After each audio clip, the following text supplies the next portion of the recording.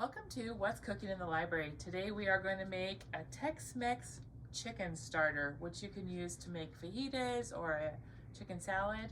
So this particular recipe needs to marinate for a while, for at least an hour. So we're going to start out by getting the chicken over to marinate. So this calls for 3 pounds of chicken, and you can freeze it.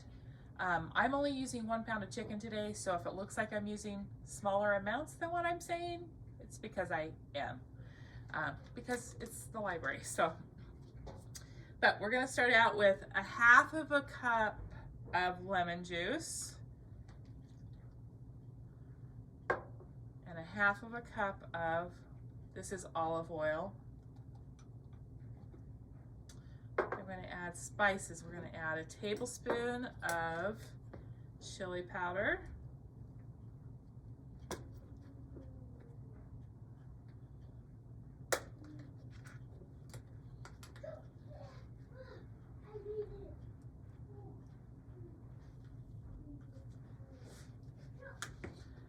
and then a 1/2 teaspoon of garlic powder,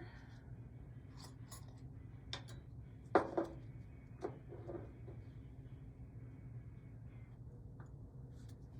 1/2 teaspoon of cumin,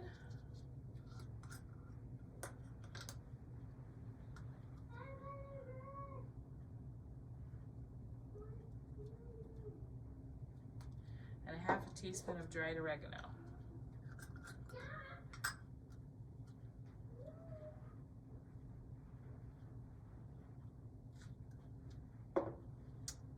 A 1/4 teaspoon of salt, and a 1/4 teaspoon of black pepper.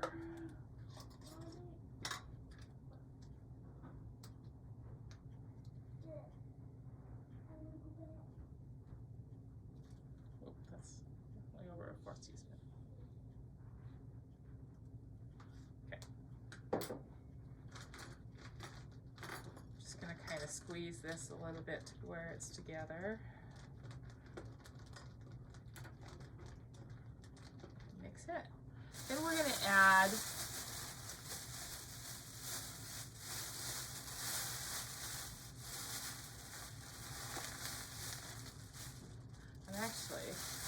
those amounts I was telling you were what I'm actually putting in. So normally it would be 3 tablespoons chili powder, 1 1/2 teaspoons of garlic powder, 1 1/2 teaspoons of cumin, 1 1/2 teaspoons of oregano, and 3/4 teaspoon salt, and 3/4 teaspoon of pepper. So I'm doing a third of the recipe today. So then you would use 3 pounds of chicken. I'm using 1 pound of chicken here. This is boneless, skinless chicken that I have sliced into thin slices. Just gonna put it right down in that marinade.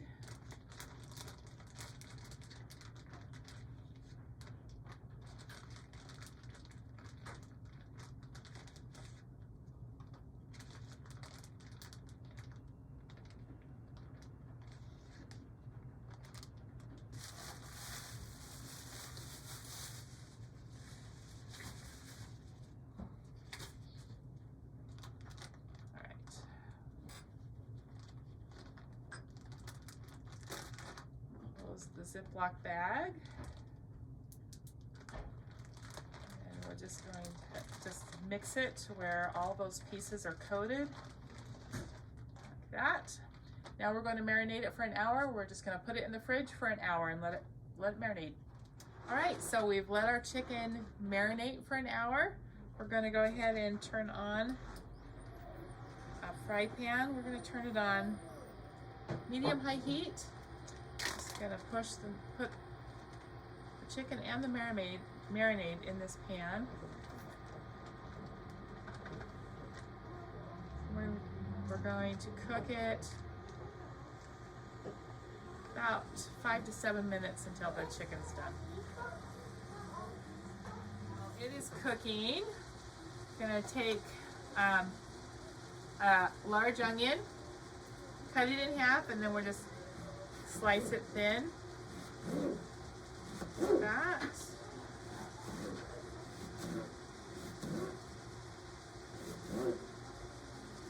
then we're going to cut the pepper into long, or to thin strips.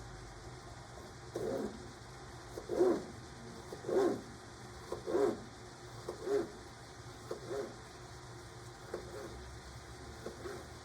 that's how we prepare for when the chicken's done to make our fajitas. Once it's cooked on one side, you want to turn it so that it cooks on both sides.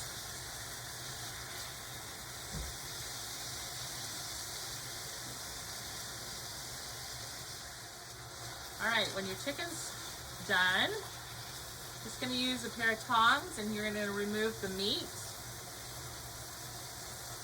Put it in a bowl.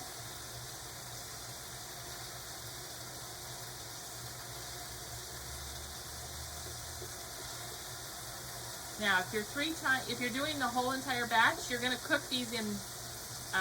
You're going to have like 3 batches, because you're not going to be able to cook it all at the same time. So break it up into batches. All right. Then you take your onion and pepper and just put it right in that juice. Also, some garlic. 4 teaspoons of garlic.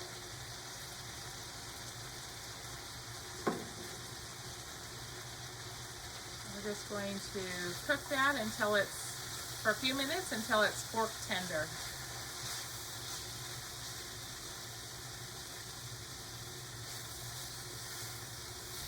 All right.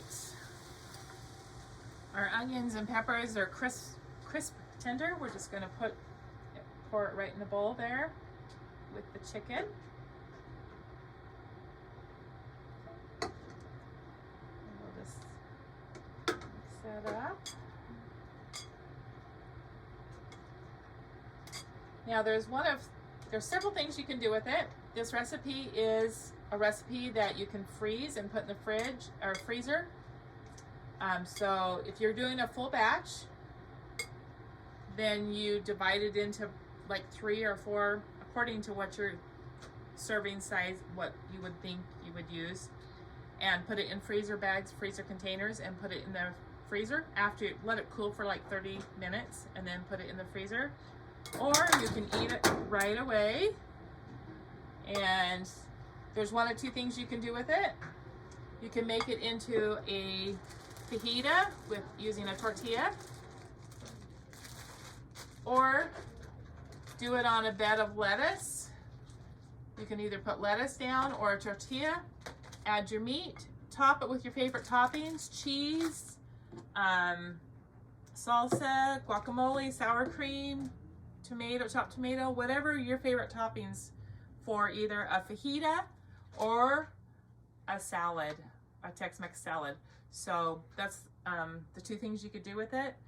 If you freeze it, you pull it out and let it thaw, and then heat it, and it's ready to use. So it's a quick and easy meal that you can prepare in advance. So Tex-Mex fajita or chicken salad. It's really good.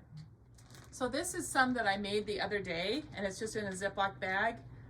This is what I do, and I just put it in the freezer. So this is what it looks like when it's all ready to freeze.